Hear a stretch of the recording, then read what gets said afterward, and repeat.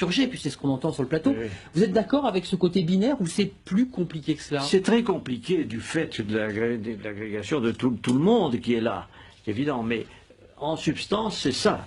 C'est deux camps qui s'affrontent. Moi, je vais vous dire quelque chose. J'étais il y a 2 ans à peu près, avant que les hostilités commencent en Syrie. Je me trouvais en Angleterre par exemple pour d'autres choses, pas du tout de la Syrie. J'ai rencontré des responsables anglais.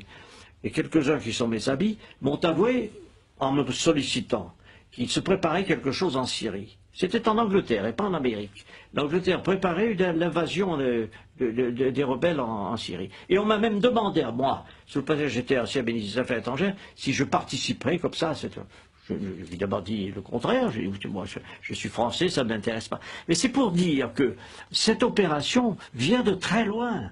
Elle a été préparée, conçue, organisée. Dans quel but, hein? Excusez-moi, dans quel but? L'idée de renverser Bachar, c'est quoi le but? La finalité? Mais dans le but très simple, de destituer le gouvernement syrien, parce que dans la région, il est important de savoir que ce régime syrien a des propos anti-israéliens.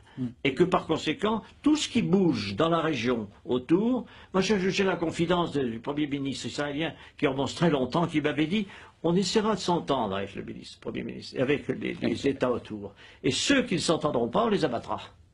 C'est une politique, c'est une conception de l'histoire. Pourquoi pas, après tout? Mais il faut le savoir. Frédéric